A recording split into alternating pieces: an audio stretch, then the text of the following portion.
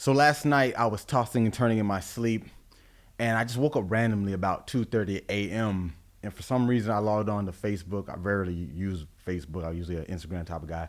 But I went on Facebook and I saw a status from a friend I've known since elementary school. And it was very cryptic, and I'm gonna leave it at that. But it garnered a lot of attention for what was said. I even reached out, and I really couldn't go back to sleep. I ended up falling asleep eventually, and I found out that person was okay, and I'm glad they are. And we talked. He said he's fine, but it made me think.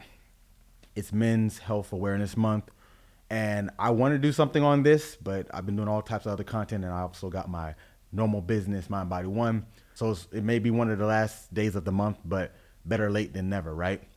So I thought I'd do a video talking about men's health, in particular men's mental health. Now, it's not to take away anything from women. I know, granted, right now, a lot of things going on, pending court decisions. I'll leave that at that. And a lot of women feel unprotected, not safe, and I'm not knocking that at all.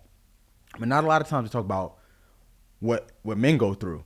And granted, I'm doing this for the month, but this is something to think about always. Because if we look at just the statistics, because I'm a scientist, I'm a man of numbers, I'm a man of facts and data. So when I look at things, I always want to have an overview and a generalization. Obviously, there's case by cases, there's anecdotal stuff, but let's look at the bigger scheme. Because when you think about men's health, so let's go just with general health first. With heart disease, men are 4 times more likely than women to die from heart disease. That's from ages 30 to 60 years old. Now, like I said, it's not disregarding any struggles or creating a gender divide, but it's something to think about over time because 30 to 60, I'm 33 right now. I'm in that demographic. So 4 times more likely to die from heart disease. Now, when that gap lessens around after 60, 75 years old, it gets lesser, but it's still 2 times, meaning men are way more likely to deal with heart disease. Now, this can be broken down to hormonal reasons, but also just you think about just the daily stress, and we talk more about that on the emotional, psychological side, but more so with just the physical right now. Also, men are 70% more likely to die by homicide. Now, granted, it's usually by the hands of other men.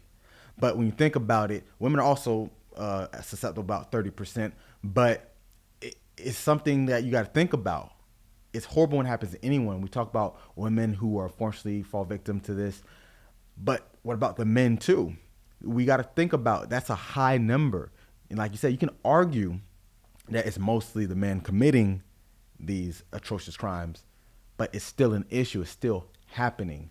So it's not like a cakewalk either. And this, I think this goes in part of the problem on the psychological side that men got to do. If we got to understand that no one's really coming for us.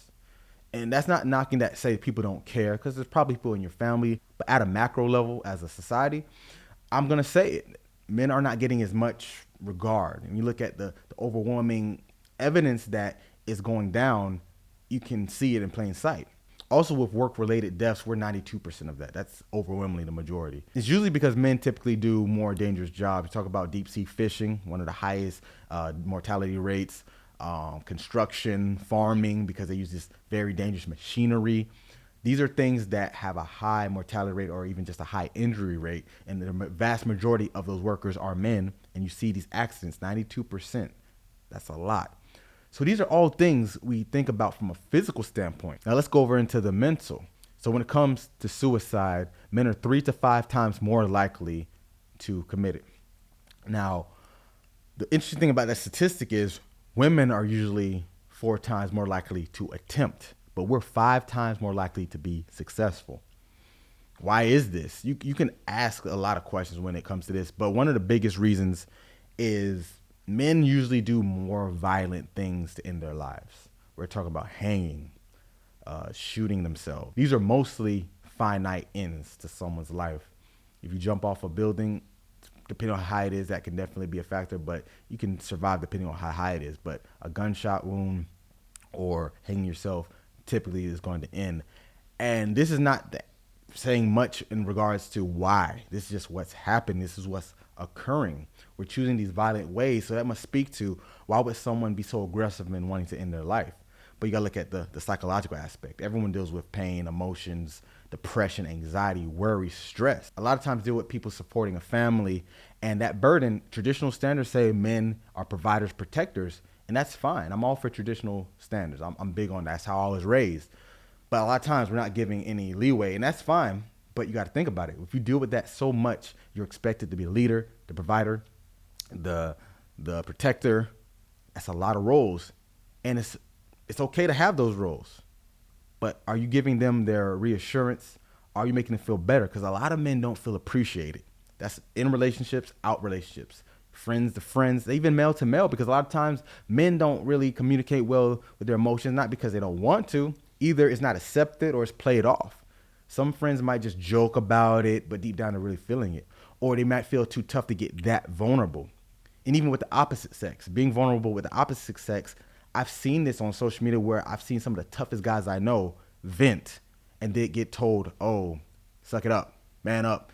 And it's like, you would never want to say anything again. You can even argue that the fact they're on social media doing it, someone close to them isn't listening either for them to go public like that. These could be cries for help, but no one's really listening. So when I talk about these things, it's not necessarily to say, be sorry for men, woe is us, we can't handle life. We all have problems, men, women, young, old. But are we really considering what leads up to this? Like I said, social standards are different.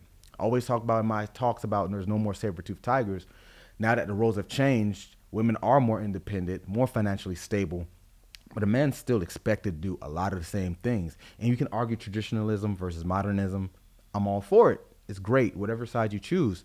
But there's a burden of expectation on men that really isn't on women. And I'm going to say it here on this channel. It's not about taking sides. Even if we looked at things such as homelessness, the family court system, shelters, there's a disparity there. If you look at most family court cases, it's going in favor of the mother. If you look at divorce cases, going in favor of the female spouse. This is not an all-encompassing issue, but the majority of times it is. So when you think about these things that are impending when you're just existing as a man on top of all the societal pressures, it's something that we're not typically told we can complain about, and that's fine. But it's something that does affect us, and sometimes you need that outlet, but you don't always have a place to release it. Yeah, you can have hobbies, you can do things to pass the time. These are great, but there needs to be real calls to actions that people actually consider what happens when a man loses all his money, because there's not really any male-only shelters you could go to. There's plenty of female-only, but not really male-only. So when we talk about there's disparities, men don't get WIC. These are provisions given to women who have children that are unmarried. On the other side of things, a man is still expected to pay child support regardless of his situation. This doesn't mean you have to shun your responsibility as a father or a man, but it has to be taken into account of having to pay something out that goes to the state, and then you have to take care of what you need to do too. So these are just a multitude of things that affect men's health. It's Men's Health Month and awareness, and I wanted to speak on these topics, be more candid. You know, like I usually get more into the science of things, but I just wanted to give an overall idea of this is what's going on. So maybe think again when you see some man ain't ish type posts or being bashed, because it affects us too. So thanks for tuning in. Get your mind right.